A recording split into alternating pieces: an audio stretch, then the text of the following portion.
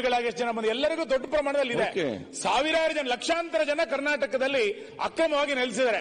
ಹಂಗಾಗಿ ಇದನ್ನೊಂದು ರಾಷ್ಟ್ರೀಯ ಭದ್ರತೆಗೆ ಅಪಾಯ ಆಗಿದೆ ಅನ್ನೋದನ್ನ ಅರ್ಥ ಮಾಡಿಕೊಂಡು ಇದನ್ನ ಅರ್ಧ ಗಂಟೆ ಕಾಲಾವಧಿ ಚರ್ಚೆ ಕೊಡಿ.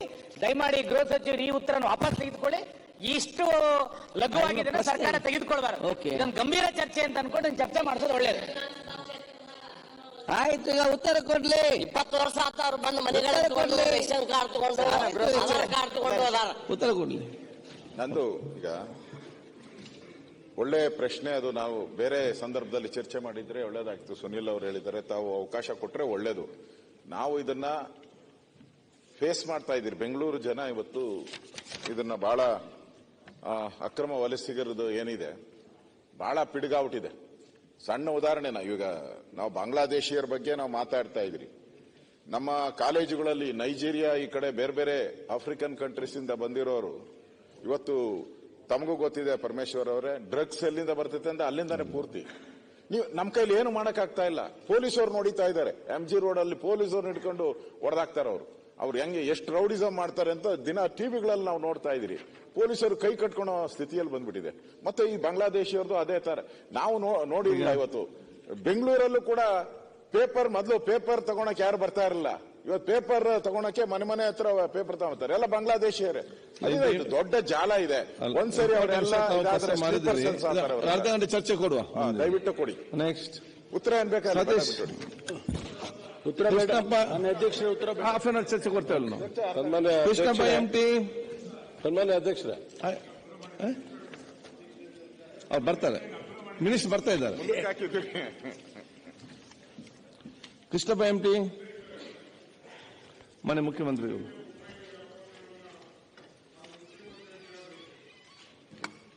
ಮಾನ್ಯ ಸಭಾಧ್ಯಕ್ಷರೇ, ಗೌರವಾನ್ವಿತರಿಗೆ ಸರ್ಕಾರದ ಉತ್ತರವನ್ನು ಒದಗಿಸಿಕೊಟ್ಟಿದ್ದೇವೆ.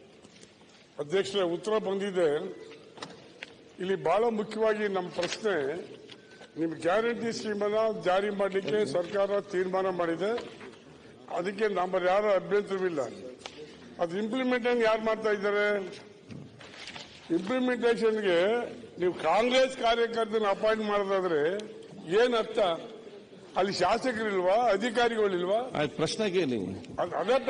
ಅದೇ ಪ್ರಶ್ನೆ ಏನರ್ಥ? ಗಮ್ಮ ಇದು ಗ್ಯಾರಂಟಿ ಬಗ್ಗೆ ಅದೇನದು? ಅದು ಉತ್ತಮವಾದ ಕೆಲಸವಾ ಅಥವಾ ಅಲ್ಲವಾ ಏನಂತ ಹೇಳಿ.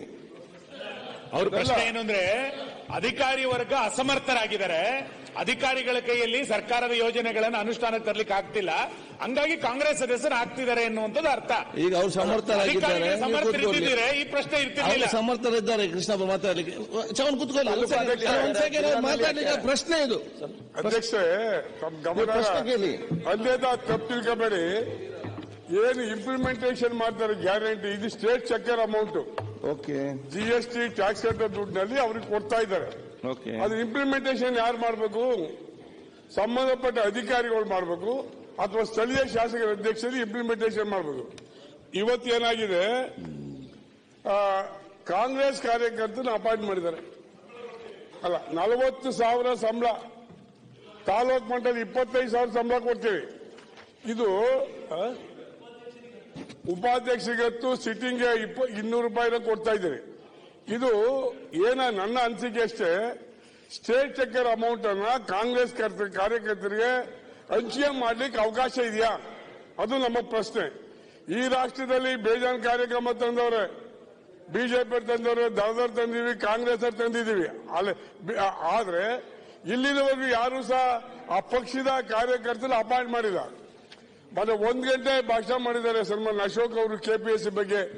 ಅದು ಸೆಟಲ್ ಮಾಡಬೇಕು ಹೇಳಿದ್ರೆ, ಇವತ್ತೇನಾಗಿದೆ, ನೀವು ಕಾಂಗ್ರೆಸ್ ಕಾರ್ಯಕರ್ತರಿಗೆ ಕೊಡೋದು ತಪ್ಪು. ಹಿಂದೆ ಹರಿಯಾಣದಲ್ಲಿ ಚೌತಾಲಾ ಅಂತ ಒಬ್ಬ ಮುಖ್ಯಮಂತ್ರಿ ಇದ್ದರು ಅಧ್ಯಕ್ಷರೇ, ಓಂ ಪ್ರಕಾಶ್ ಚೌತಾಲಾ.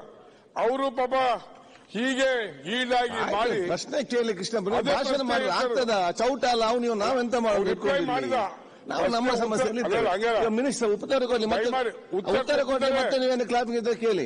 ಉತ್ತರ ಕೊಟ್ಟಿದ್ದಾರೆ, ಉತ್ತರ ಹೇಳಿದ್ದಾರೆ ಅವರು ಆಲ್ರೆಡಿ. ಉತ್ತರ ಕೊಟ್ಟಿದ್ದಾರೆ, ಉತ್ತರಕ್ಕೆ ರಿಪ್ಲೈ ಹೇಳಿದ್ದಾರೆ. ನಾವು ಏನ್ ಹೇಳಕ್ ಬಯಸ್ತೀವಿ, ಇದು ಕಾನೂನು ಬಾಹಿರ. ಆಯ್ತು. ಹಾಗಾಗಿ ಇವತ್ತು ಸಂಬಳನ ಇವತ್ತು 2.5 ಲಕ್ಷ ಪೋಸ್ಟ್ ಖಾಲಿ ಇವೆ. ಅದನ್ನು ಕಾಂಗ್ರೆಸ್ ಕಾರ್ಯಕರ್ತರಿಗೆ ಕೊಟ್ಬಿಡ್ಬೋದಲ್ಲ ಅಧ್ಯಕ್ಷ. ಓಕೆ. ಕೆಪಿಎಸ್ಸಿ ಯಾಕೆ ಮಾಡ್ಕೊಂಡಿದ್ದೀರಿ, ರಿಕ್ರೂಟ್ಮೆಂಟ್ ರೂಟ್ ಯಾಕೆ ಮಾಡ್ಕೊಂಡಿದ್ದೀರಿ, ವಾಟ್ ಇಸ್ ದಿ KCSR ಅಂದ್ರೆ ಏನು? ಸರ್ಕಾರ ಮಾಡಿದ ಕಾನೂನು, ಅದನ್ನ ನೀವು ಗಾಳಿ ತೂರಿ ಕಾಂಗ್ರೆಸ್ ಕಾರ್ಯಕರ್ತರಿಗೆ ಸ್ಟೇಟ್ ಎಕ್ಸ್ಚೇಂಜ್ ಅಲ್ಲಿ ನೀವು ಸ್ಯಾಲರಿ ಕೊಡ್ತೀರಾ ಅಂದ್ರೆ ವಾಟ್ ಯು ಮೀನ್? ಓಕೆ, ಉತ್ತರ ಕೊಡ್ಲಿ. ಅಲ್ಲ, ಉತ್ತರ ಕೊಡ್ಲಿ ಅಧ್ಯಕ್ಷ, ಸಭಾಧ್ಯಕ್ಷರೇ. ಗಂಭೀರವಾದಂತ ವಿಷಯ. ನಮ್ಮ ತಾಲೂಕಿನಲ್ಲಿ ಯಾರ್ಯಾರು ಮಾಡಿ ಸಭಾಧ್ಯಕ್ಷರೇ ಉತ್ತರ ಕೊಡೋ ಮುಂಚೆ ಏನಾಗಿದೆ ನಿಮಗೆ? ಉತ್ತರ ಬರಲಿ ನೀವು. ಉತ್ತರ ಬರುವ ಮುಂಚೆ ನೀವು ಮಾತಾಡಿ. ಉತ್ತರ ಬರಲಿ. ಇಲ್ಲ ಇಲ್ಲ, ಕಾಂಗ್ರೆಸ್ ಬ್ಲಾಕ್ ಅಧ್ಯಕ್ಷ ಇರ್ತಾರೆ, ಅವರಿಗೆ 40,000 ಸಂಬಳ ಬರಲಿ. ಯಾಕೆ ಮಾತಾಡ್ತೀವಿ ಸರ್? ನಾವು ಅಧ್ಯಕ್ಷ ನಾಮಿನೇಟ್ ಮಾಡಿ ಬೇರೆ ಮಾಡ್ತಾ ಇದ್ದೀರಿ. ಈಗ ಒಂದು ನಿಮಿಷ ನಾಮಿನೇಟ್ ಅವಕಾಶ ಇದೆಯಾ ಸರ್? ಅಧ್ಯಕ್ಷ ಆಶ್ರಯ ಯೋಜನೆ ಸಮಿತಿಯವರಿಗೆ ಸಂಬಳ ಇಲ್ಲ, ಅಕ್ರಮ ಸಕ್ರಮ ಅರ್ಜಿಯವರಿಗೆ ಸಂಬಳ ಇಲ್ಲ. ಇದಕ್ಕೆ ಮಾತ್ರ ಸಂಬಳ ಇದೆ ಅಂದ್ರೆ ಕಾಂಗ್ರೆಸ್ನವರಿಗೆ ಸಂಬಳ ಕೊಡ್ಲಿಕ್ಕೆ ಬರಲಿ. ಈಗ ಅದೇನು ಸರ್? ಬಜೆಟ್ ಪಾಸ್ ಮಾಡಿ ಸಂಬಳ ಕೊಡ್ಲಿಕ್ಕೆ ಉತ್ತರ ಕೊಡೋ ಯಾಕೆ ಮಾತಾಡ್ತೀರಿ? ಯಾವ ಕಮಿಟಿಯವರಿಗೆ ಸಂಬಳ ಇದೆ? ಉತ್ತರ ಬರಲಿ. ಯಾವ ಕಮಿಟಿಯವರಿಗೆ ಸಂಬಳ ಇಟ್ಟಿದ್ದೀರಿ?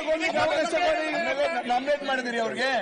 ನಾಮಿನೇಟ್ ಸಭಾಧ್ಯಕ್ಷರೇ ನಾಮಿನೇಟ್ ಮಾಡಿದಿರಿ ಅವ್ರಿಗೆ. ಆಯ್ತು, ಉತ್ತರ ಕೊಡಿ. ಮಾಡಿದಿರಿ ಅವ್ರಿಗೆ ಉತ್ತರ ಕೊಡುವ. ಆಯ್ತು, ನಾಮಿನೇಟ್ ಮಾಡಿದಿರಿ.